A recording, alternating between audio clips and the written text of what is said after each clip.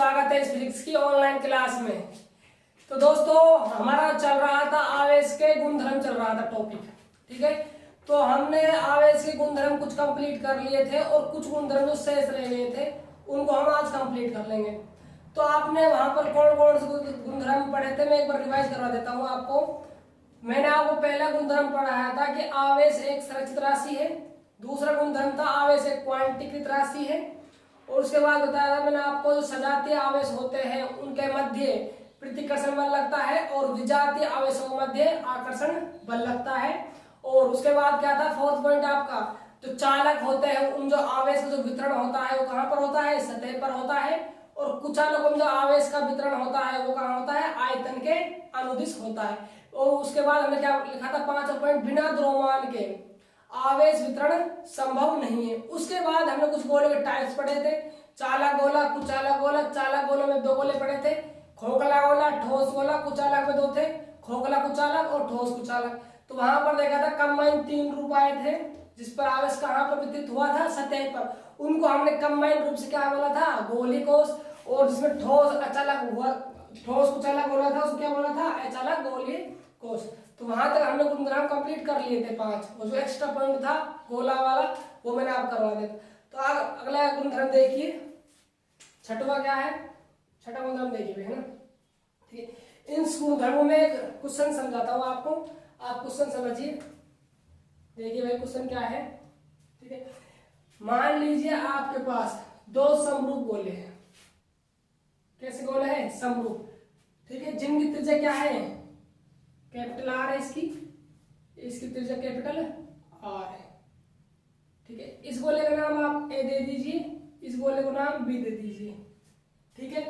अब देखो समरूप गोले का मतलब होता है जो इनका आकार वो क्या है, समान है। समान नजर में आ रहा होगा तो इसकी त्रिज्या भी आर है और इसकी त्रिज्या भी आर है, ठीक है। अब देखो यदि मैं बात करता हूं इस पर आवेश इस पर 20 माइक्रो कूलम, ठीक है। इस पर आवेश है प्लस का 10 माइक्रो कूलम।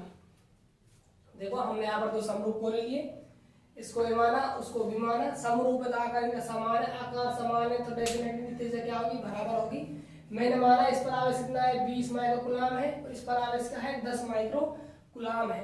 फिलहाल ये क्या है, दूर रखे हुए हैं, ठीक है।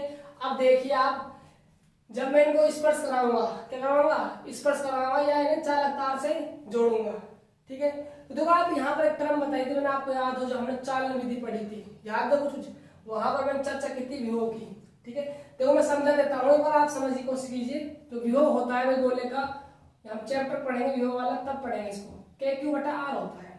क्या होता है विभव का मान, k/r होता है, ठीक है। अब देखिए जो r है, इस यहाँ पर भी r है और यहाँ पर भी r क्या है, गोले की त्रिज्या होती है, ठीक है। देखो यहाँ पर भी r काम है, यहाँ पर भी r काम आ रहा है, तो r दोनों के लिए क्या आ गया, कॉमन आ गया। तो कह सकता है जो विभव है वो r पे तो डिपेंड है नहीं, बात क्लियर हुई। जो क्या होता है वो एक कांस्टेंट राशि होती है। क्या होती है, कांस्टेंट राशि होती है। इस राशि का मान होता है 9 × 10⁹ वहां पर हम कूलॉम का नियम पढ़ेंगे, F बराबर k q1 डॉट q2 बटा r स्क्वायर, तब हम k की वैल्यू वहां से फाउंड आउट करेंगे। फिलहाल आप याद रखिए k क्या है, एक नियतांक है। अब जो k नियतांक है तो k इसके लिए भी काम आएगा, इसके लिए भी काम आएगा। तो कह सकते हैं कि कैसे भी विभव में कोई फर्क पड़ने वाला नहीं है, पड़ेगा तो सेम पड़ेगा दोनों में, ठीक है। अब देखो बात करता हूं मैं q का। q क्या है भाई, दो विभव क्या है, समानुपाती हो गया। विभव किसके समानुपाती है, आवेश के समानुपाती है। तो कह सकते हो यदि आप आवेश बढ़ाओगे तो विभव बढ़ेगा, यदि विभव बढ़ाते हो तो आवेश बढ़ेगा, यदि विभव घटाते हो तो आवेश घट जाएगा। ये मतलब होता है समानुपाती का, ठीक है। अब देखिए जिसका आवेश जितना ज्यादा होगा उसका जो विभव है उतना ही ज्यादा होगा। तो बताइए गोले ए और गोले बी में किसका विभव ज्यादा है, सोचिए जरा, लगाओ भाई दिमाग। ये कंसेप्ट आप समझ आना चाहिए कि विभव किसके समानुपाती, आवेश है। जिसका आवेश ज्यादा होगा उसका विभव ज्यादा होगा। तो नजर आ रहा होगा आपको जो गोला ए है उसका आवेश ज्यादा है बी की तुलना में। तो कह सकते हो आप जो गोला ए है उसका विभव है ज्यादा किसकी तुलना में, बी की तुलना में। अब देखिए आप आगे, जब मैंने देखो हमारा क्वेश्चन क्या है, क्वेश्चन लिखता हूं आपको इससे और क्लियर हो जाए। देखो दो समरूप चालक गोले को स्पर्श करवाकर पृथक स्पर्श करवाकर पुनः पृथक किया जाता है तो गोलों पर नए आवेश ज्ञात करो। ये क्वेश्चन में है ना। देखो आपने एक गोला ए लिया, बी लिया, जो दोनों के सेम है, समरूप गोले है। एक पर 20 कूलम आवेश है माइक्रो कूलम, एक पर 10 माइक्रो कूलम आवेश है। ठीक है, अब देखो क्वेश्चन क्या है, दो समरूप चालक गोलों को स्पर्श करवाकर पुनः पृथक किया जाता है तो गोलों पर नए आवेश की गणना करनी है आपको। ठीक है, क्वेश्चन क्या है देखो, मैं दोबारा समझाता हूँ, आपको समझिए प्रैक्टिकल से। इस हाथ में मेरे पास गोला ए है, इस हाथ में मेरे पास बी गोला है। इस पर इसकी त्रिज्या आर है, इसकी त्रिज्या भी आर है। जो ए गोला है उस पर 20 प्लस का 20 माइक्रो कूलम आवेश है, और जो बी गोला है उस पर प्लस का 10 माइक्रो कूलम आवेश है। मैंने इनको क्या करवाया, स्पर्श करवाया। स्पर्श करवाया तो इसका मतलब इसमें कौन सी विधि लग रही है भाई, बताना जरा। इसमें कौन सी विधि लगेगी, चालन विधि लगेगी। चालन विधि क्यों लग रही है, जब तक आपने वो संपर्क में नहीं लाया तो विभव अलग है, ए का विभव अलग है और बी का विभव अलग है। बात क्लियर हुई। तो कौन सी विधि होगी इन संपन्न, चालन विधि होगी। चालन विधि क्या बताती है, आवेश का प्रवाह तब तक होता है जब तक कि दोनों वस्तुओं का विभव क्या ना हो जाए, समान ना हो जाए। बात क्लियर है। तो अब क्या पूछ रहा है क्वेश्चन आपसे, आपने स्पर्श करवाने के बाद क्या किया, दोनों गोलों को दूर ले गए। दूर लेने के बाद जो आवेश है वो ए गोले पर कितना आ जाएगा और बी गोले पर कितना आ जाएगा। तो ऐसा तो है नहीं कि जो आवेश माना आपने स्पर्श करवाया कि हो सकता है सारा आवेश ए पर आ गया हो सकता है सारा आवेश बी पर आ गया हो सकता है कुछ आवेश ए पर आया हो, कुछ आवेश बी पर आया हो। तो मतलब आवेश जो ट्रांसफर हुआ है, आवेश जो बंटवारा हुआ है वो कुछ ना कुछ क्रम में हुआ होगा। ठीक है, तो यदि मैं बात करता हूँ, देखो पहले समझो, यदि मैं बात करूँ सबसे पहले कुल आवेश की, किसकी बात कर रहा हूँ भाई, कुल आवेश। कुल आवेश बताइए कितना होगा, क्योंकि आवेश क्या है, अदिश राशि है, और अदिश राशि को योग कैसा होता है, साधारण बीजगणित चिन्ह सहित है ना, प्लस का 20 और प्लस का 10 माइक्रो। ठीक है, कितना आ जाएगा वही जुड़ के, प्लस का 30 माइक्रो कूलम आ जाएगा। यहाँ तक बात क्लियर है। अब जब आपने वस्तु को संपर्क में लाकर क्या कर दिया, दूर कर दिया, तो आवेश का जो वितरण है वो किस प्रकार से यानी किस क्रम में होगा। तो देखो यहाँ पर आप एक वर्ड पढ़ोगे धारिता, क्या पढ़ने वाले हो, धारिता पढ़ोगे, चैप्टर है धारिता। क्या होता है, धारिता एक आवेश ग्रहण करने की वस्तु की क्षमता होती है। कोई वस्तु कितना आवेश ग्रहण कर सकती है वो क्षमता होती है, और क्षमता होती है धारिता को मैं रिलेट करूंगा वहां पर त्रिज्या से। किससे करूंगा, त्रिज्या से। ठीक है, धारिता किससे रिलेट करूंगा, त्रिज्या से। तो यहाँ पर क्या होता है, जो आवेश जो वितरण होता है वो त्रिज्या धारिता के रूप में अनुपात में होता है। कैसा होता है भाई, जो आवेश का जो वितरण होगा दोनों पर वो कैसा होगा, त्रिज्या के अनुपात में होता है। जब मैं चैप्टर नंबर धारिता पढ़ाऊंगा, आपको धारिता टॉपिक पढ़ाऊंगा, तब मैं वहां पर बात को क्लियर कर दूंगा। फिलहाल आप इतना याद रख लीजिए, जब दो गोलों को संपर्क में लाकर पुनः दूर किया जाता है, जो आवेश का वितरण होता है उनकी त्रिज्याओं के अनुपात में होता है। लिखिए देखो, तो त्रिज्याओं का अनुपात, तो बताइए त्रिज्या अनुपात क्या होगा भाई, इसकी आर है, आर अनुपात आर। ठीक है, 16 बीजे आ गए, आर में आर खत्म कर दिया, अनुपात क्या आ गया, 1 अनुपात 1। किसका अनुपात आ जाता है, त्रिज्याओं का अनुपात। ठीक है, अब क्या निकालना है, गोलों पर नए आवेश ज्ञात करने हैं। एक गोले पर नया आवेश कितना आ जाएगा, बी गोले पर नया आवेश कितना आ जाएगा। देखो, ए गोले पर नया आवेश, देखो जब अनुपात में चीज होती है उसको सोल्व कैसे करते हैं, यहाँ पर समझिए इस चीज को। देखो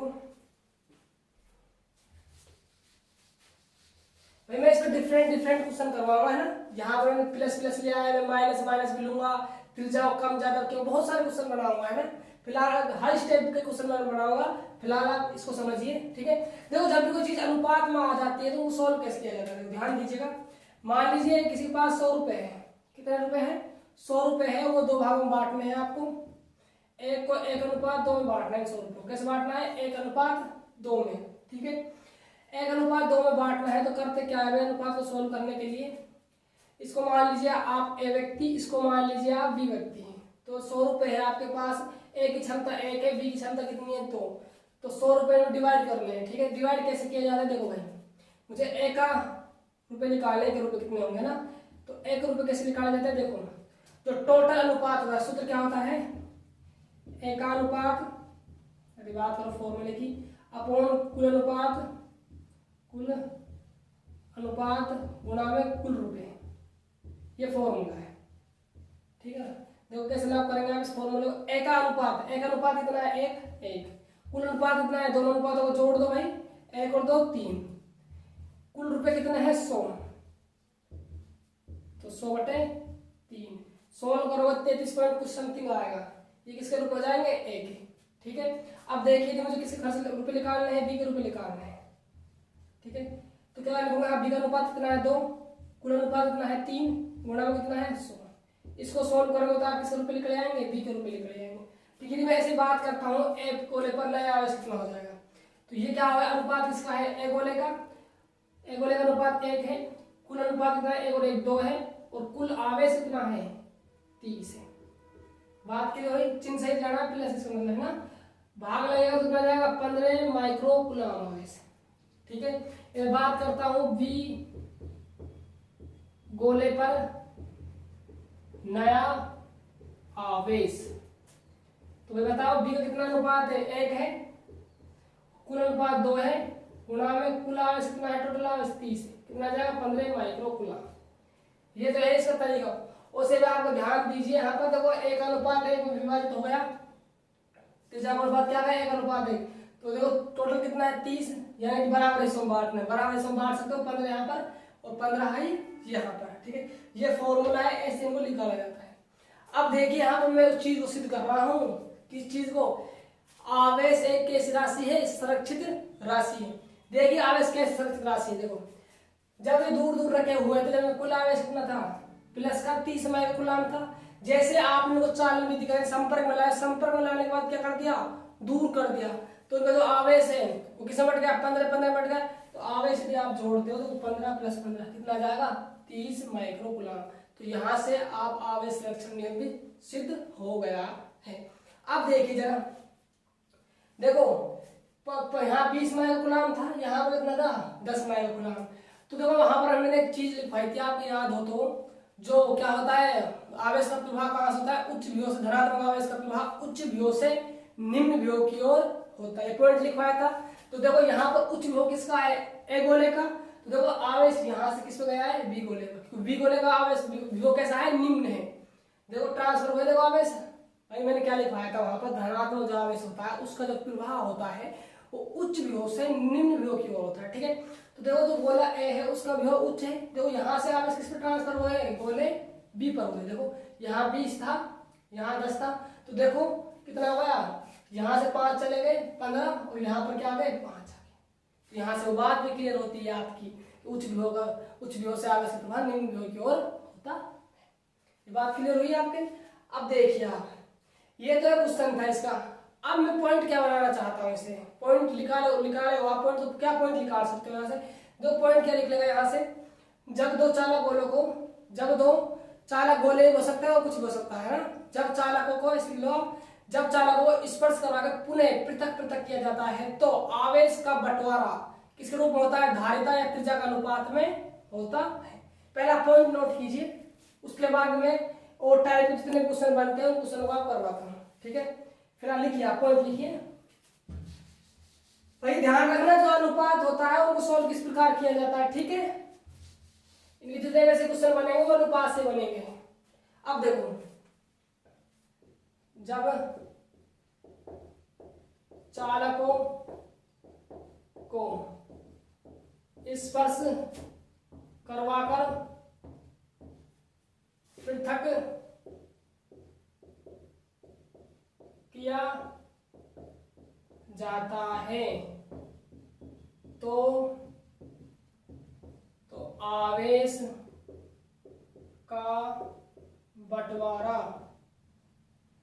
का बंटवारा, धारिता ब्रैकेट में लिख दीजिए त्रिज्या के अनुपात में होता है।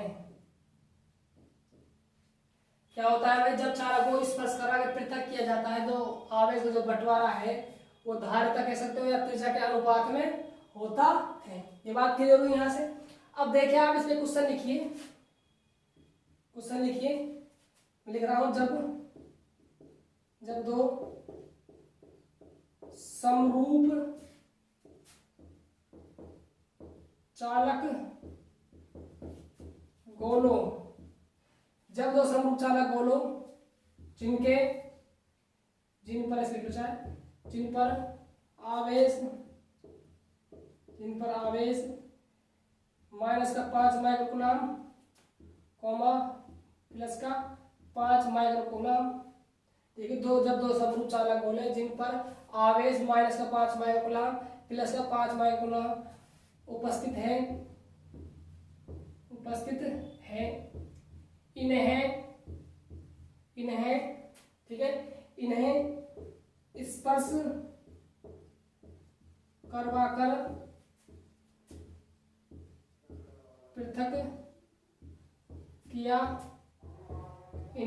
करवाकर पृथक किया जाता है, तो निष्कर्ष करवाकर पुनः ले लो, पुनः पृथक किया जाता है तो गोलों पर नए आवेश ज्ञात करो। ठीक है, ये क्वेश्चन है आपका। क्वेश्चन क्या है देखो, जब दो समरूप चालक गोले हैं जिन पर आवेश कितना है -5 माइक्रोकूलम, एक प्लस 5 माइक्रोकूलम उपस्थित है, इन्हें स्पर्श करवाकर पुनः क्या किया जाता है, अलग अलग किया जाता है, तो गोलों पर नया आवेश कितना आ जाएगा। ठीक है, अब देखिए इस क्वेश्चन को, ये क्वेश्चन समझ आ गया आपके, इसको देखो भाई।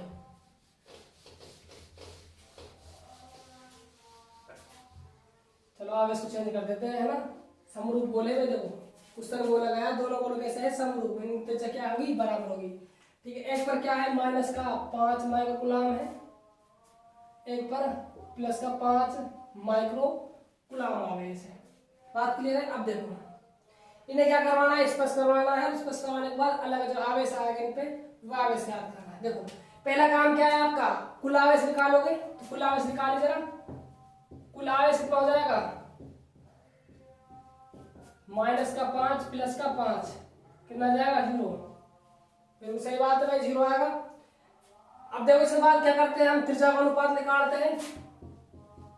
नजर आ रहा है यहाँ पर जो आवेश का जो वितरण होगा किस क्रम में होगा, ए गोले पर कितना आवेश आ जाएगा पृथक करने के बाद, और बी गोले पर कितना आ जाएगा, सोच पा रहे हो यहीं से ही। देखो यहाँ पर डेफिनेट है 0 आ गया कुल आवेश, कुल आवेश को मल्टीप्लाई करते हैं हम, जब इनका अलग अलग आवेश निकालेंगे 0 से मल्टीप्लाई होगी कोई राशि क्या बन जाएगी, 0। तो देख के बता सकते हो आप, जो ए गोले पर आवेश कितना आएगा 0 और बी पर कितना आएगा 0 ही आएगा। लेकिन देखो समझ लो, है ना, त्रिज्याओं का अनुपात क्या होगा भाई, R अनुपात R, तो 1 अनुपात 1। ठीक है, उसके बाद ए गोले पर नया आवेश क्या है भाई, एक गोले पर निकालो, एक के लिए 1 रखो, कुल अनुपात नीचे, कुल आवेश से गुना किया तो कितना आ गया, 0। ठीक है, इसी प्रकार बी गोले पर नया आवेश 1/2 गुणा में 0 कितना जाएगा, 0। तो यार यहाँ से क्या निकल आता है, नोट पॉइंट निकल आता है, जब समरूप दो गोले होते हैं और जो उन पर आवेश होता है वो क्या हो, यदि विपरीत प्रकृति का हो, समान जो आवेश का किंग मान समान होना चाहिए, लेकिन प्रकृति कैसे होनी चाहिए आवेशों की, अलग अलग होनी चाहिए, तो डेफिनेट क्या आएगा, जो एक गोले पर और बी गोले पर नया आवेश आने वाला है वो 0 0 आएगा। बात करें, इसको आप नोट कीजिए, मैं अगला क्वेश्चन दिखाता हूँ ना, फिर कीजिए भाई। ठीक है, ये करना है, पहले आपको 6 पॉइंट लिखना है, उसके बाद इस क्वेश्चन को लिखना है और उसके बाद क्वेश्चन का सॉल्यूशन लिखना है। ठीक है, तो लिखिए।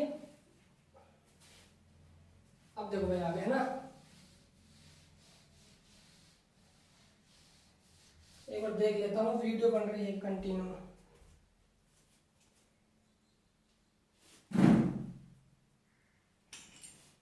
ठीक है भाई, चल रहा है। ठीक है ना। अब देखो हमें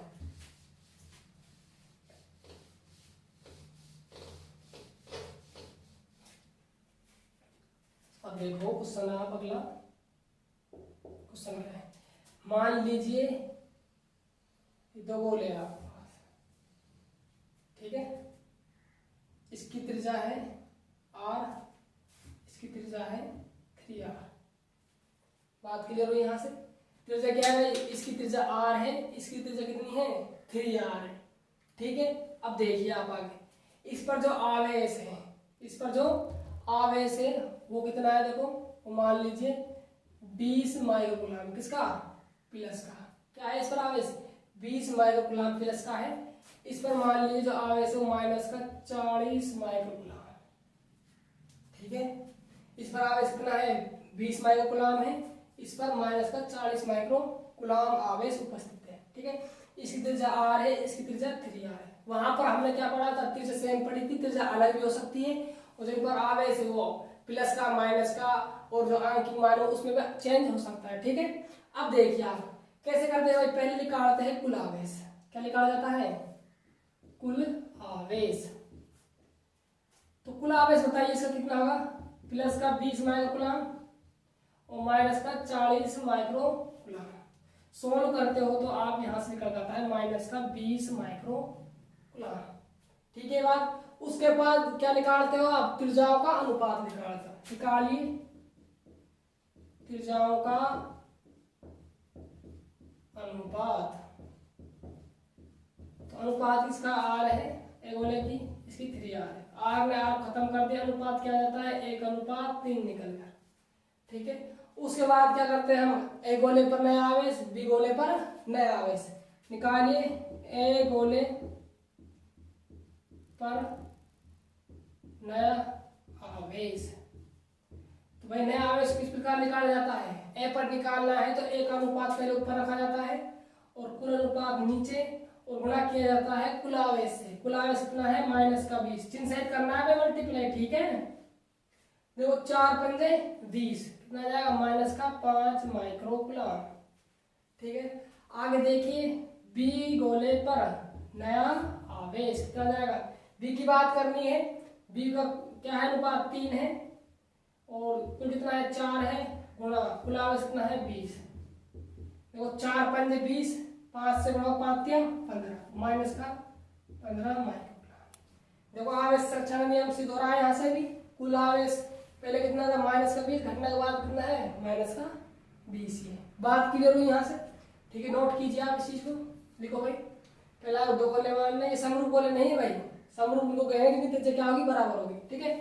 त्रिज्या अलग भी हो सकती है और समान हो सकती है, डिपेंड करता है क्वेश्चन वाले को क्वेश्चन उस प्रकार बनाया है, ठीक है। लिखिए आप इसको, ठीक है, लिख लिया होगा। अब देखो आगे, तो ये कुछ क्वेश्चन थे, इसके 3 टाइप क्वेश्चन हो गए ना। पहला क्वेश्चन क्या था आपका, त्रिज्या समान थी, आवेश प्लस प्लस के थे दोनों, एक क्वेश्चन हो गया।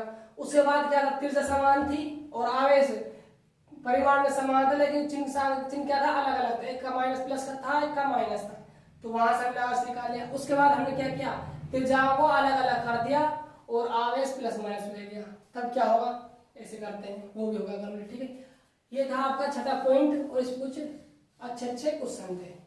अगला लिखिए आप 7वां पॉइंट, गुणधर्म चल रहे हैं ना, 7वां पॉइंट लिखिए, ठीक है। ठीक है देखो इस चैप्टर में हमने जैसे आप आवेश संरक्षण का नियम पढ़ा और क्वांटीकृत राशि आवेश संरक्षित राशि, मैंने कहा क्या बोला था आपसे कि इस चैप्टर जैसे आवेश के गुणधर्म कंप्लीट होते हैं तो मैं वहां पर आपको कुछ जैसे आवेश संरक्षण का नियम हुआ, क्वांटीकरण का नियम हुआ, इनके बारे में हम स्टडी करेंगे।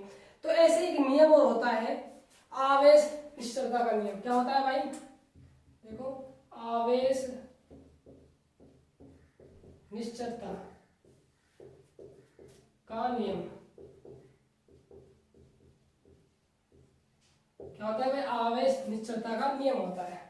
पढ़ेंगे इस नियम को आ जाएगा, ठीक है। फिलहाल आप समझ लीजिए कि इसी नियम से क्या निकलने वाला है, एक 7 पॉइंट निकलने वाला है, ठीक है। अब देखो यहाँ पर निश्चितता का कहीं ना कहीं चाल से मतलब होता है। क्या होता है इसमें निश्चितता का मतलब, चाल से मतलब होता है। जैसे मान लीजिए कोई आवेश कैसे है, स्थिर अवस्था में, कोई आवेश है वो स्थिर अवस्था में है और उसका मान है प्लस का 5 माइक्रोकूलम। क्या है? प्लस का 5 माइक्रोकूलम है। तो यदि उस आवेश की गति बढ़ा दी जाए, चाल बढ़ा दी जाए, तो आवेश में क्या फर्क होगा? तो यहाँ से निष्कर्ष निकल जाता है इस नियम से आवेश में कोई चेंज नहीं होगा, 5 माइक्रोकूलम ये आवेश रहेगा, चाहे आप गति कितनी भी कर दीजिए। ठीक है, चेंज होगा तो सिर्फ होगा द्रव्यमान। क्या चेंज होगा भाई? द्रव्यमान चेंज होता है। समझे क्यों होता है चेंज? देखो एक फॉर्मूला पढ़ोगे आप, m बराबर m naught upon under root 1 minus v square बटा सी स्क्वायर। ठीक है, ये फॉर्मूला होता है। मैं बात करता हूँ यहाँ पर ये क्या हुआ है, क्या लिखा हुआ है, m मतलब क्या है, m नॉट मतलब क्या है। m होता है भाई जो होता है गतिशील वस्तु का द्रव्यमान, द्रव्यमान ना। जो m नॉट होता है वो विराम अवस्था में द्रव्यमान होता है वस्तु का, अवस्था में द्रव्यमान।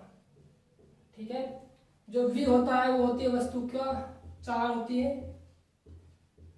ठीक है भाई, c क्या होता है आपका? प्रकाश की चाल होती है।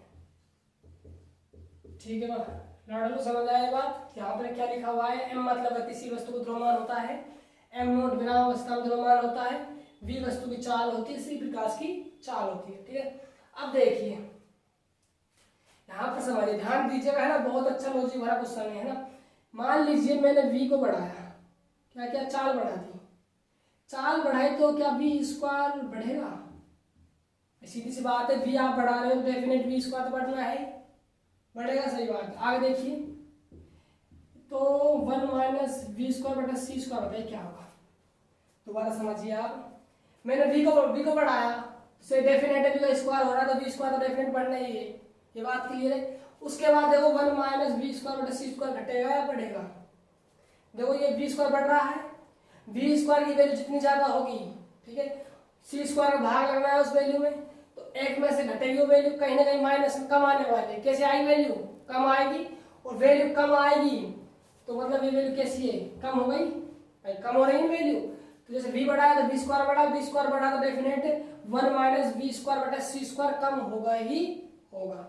अब मैं बात करता हूँ आपसे, तो ये बताइए द्रव्यमान में क्या परिवर्तन होगा? भाई द्रव्यमान बताइए परिवर्तन क्या होगा? इस द्रव्यमान गतिशील वस्तु द्रव्यमान में क्या परिवर्तन? गतिशील करवा दी वस्तु चाल से, v चाल से ना, तो बताइए द्रव्यमान बढ़ेगा या घटेगा? सोचिए जरा, लगाओ दिमाग लगाओ, घुमाओ अपना दिमाग, बताइए m जो है उसमें क्या चेंज होगा, बढ़ेगा या फिर घटेगा? सोचिए, देखो घटेगा। क्या होगा भाई? द्रव्यमान घट जाएगा। क्या होगा? द्रव्यमान घट जाएगा, घटेगा, खुद ध्यान दीजिएगा यहाँ पर। देखो जो m है वो व्युत्क्रमानुपाती है ना 1 माइनस वी स्क्वायर बटा सी स्क्वायर की, हाँ या ना? है बिल्कुल ठीक है। अब मान लीजिए ये वैल्यू आपकी कम आ रही है तो डेफिनेट ये वैल्यू ज्यादा आने वाली है। बात क्लियर है?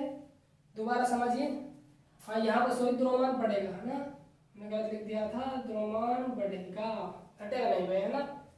ठीक है, देखो दोबारा बढ़ेगा भाई, है ना, घटेगा नहीं, है ना, थोड़ा गलत हो गया था। ठीक है, चेंज कर लीजिए, इसमें बढ़ेगा। अब देखो बढ़ेगा क्यों भाई, ये घट रहा है, बात क्लियर है। अब ये घट रहा है तो डेफिनेट m किसके व्युत्क्रमानुपाती, इस कंप्लीट के व्युत्क्रमानुपाती है m, तो व्युत्क्रमानुपाती मतलब क्या होता है? यदि ये बढ़ेगा तो ये घटता है, यदि ये बढ़ेगा तो ये घटता है, ये बात होती है।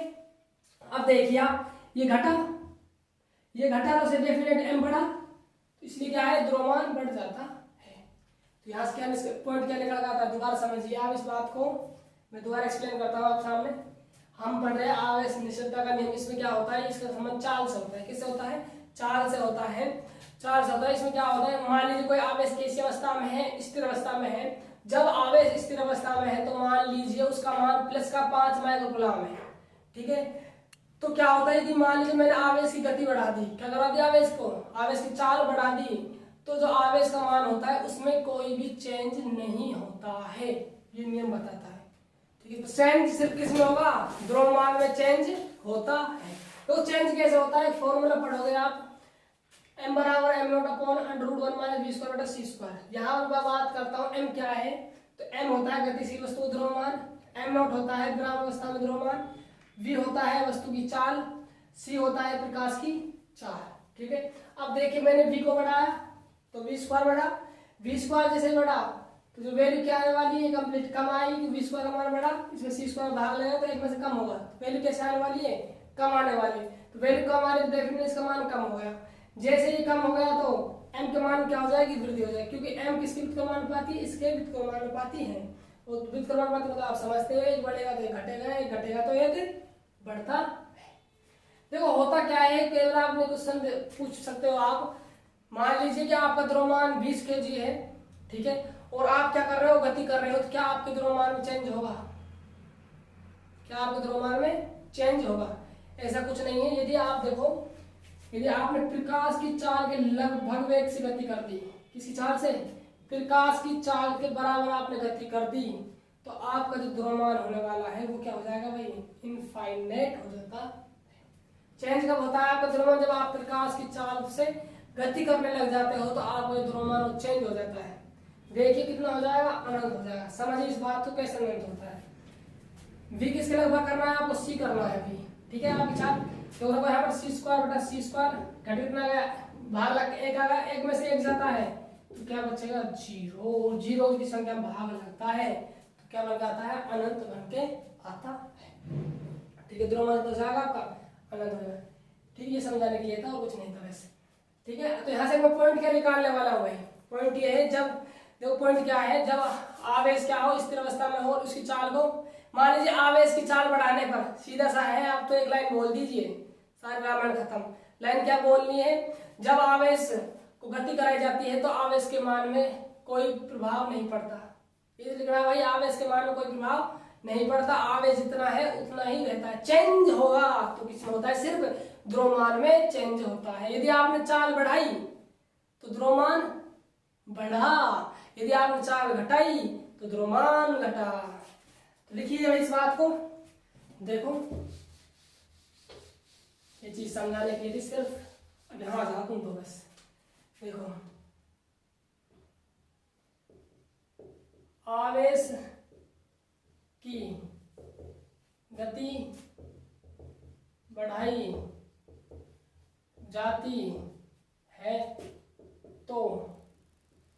तो आवेश के मान में कोई प्रभाव नहीं पड़ता।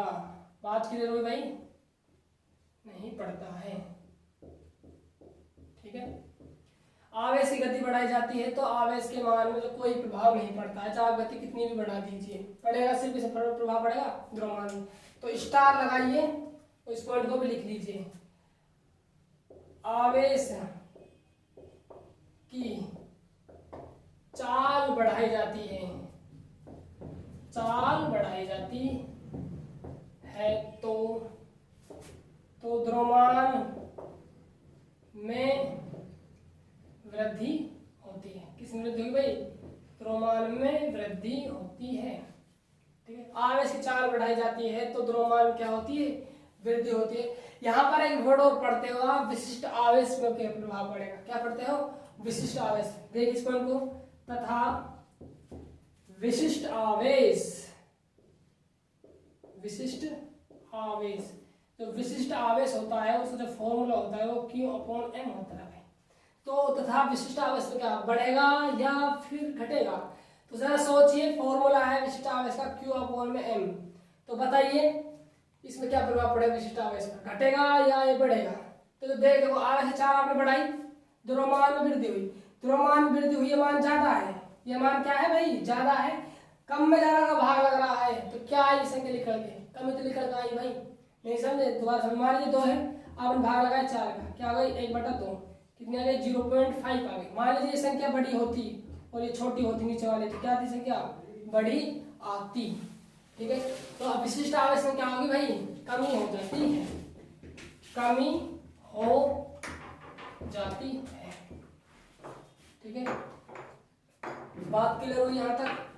तो ये थे हमारे जो आवेश के गुणधर्म आज कंप्लीट हो गए हैं। इसके बाद हम नेक्स्ट टॉपिक पढ़ेंगे, वो होगा आपका आवेश संरक्षण का नियम, फिर क्वांटीकरण, फिर कूलॉम, तो चैप्टर फिर फिलोमेन चलता जाएगा। ठीक है, तो आप गुणधर्म आप कंप्लीट हो गए 7 गुणधर्म है जो मैंने आज कंप्लीट करवा दिए हैं।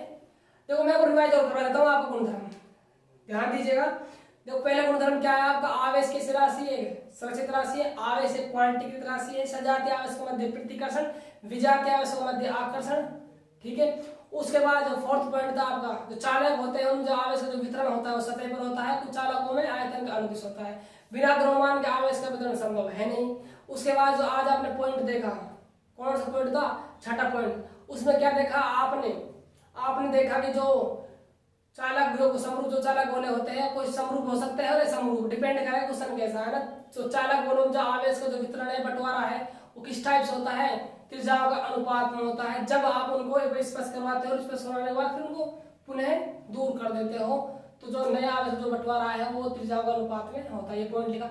उसके बाद हमें 7 पॉइंट था, आवेश की गति आप बढ़ाते हो तो जो आवेश का मान है उसमें कोई भी प्रभाव नहीं पड़ता है। प्रभाव पड़ता है जैसे किस पर पड़ेगा, द्रव्यमान पर पड़ता है। जैसे आपने चाल बढ़ाई आवेश की तो द्रव्यमान क्या होगी, वृद्धि हो गई। बात करता हूं मैं विशिष्ट द्रव्यमान की, आवेश की होगी ना, विशिष्ट आवेश है। विशिष्ट आवेश क्या होता है, K/M। M बढ़ रहा है, चाल बढ़ाने से डेफिनेट जो विशिष्ट आवेश है वो घट जाएगा, क्योंकि कम में ज्यादा का भाग लग रहा है। ठीक है, ये आप गुणधर्म कंप्लीट हो गए। तो दोस्तों यदि आपको हमारे वीडियो अच्छे लगते हैं तो हमारे वीडियो को लाइक कीजिए, शेयर कीजिए, जितना हो सके इन्हें सपोर्ट कीजिए। यदि आपको कुछ भी यदि ऐसी प्रॉब्लम आ रही है, कुछ भी मतलब कुछ भी क्वेश्चन रहा हो या कोई भी गुणधर्म एनीबॉडी जो भी है मैं करवा रहा हूँ आपको, उसमें कोई भी प्रॉब्लम आती है तो आप अपनी प्रॉब्लम को कमेंट बॉक्स में शो कीजिए, जिससे कि हमको पता चले कि आपको क्या प्रॉब्लम आ रही है और हम कोशिश करेंगे आपकी प्रॉब्लम को सॉल्व किया जाए। ठीक है, तो मिलते हैं दोस्तों नेक्स्ट क्लास में। धन्यवाद।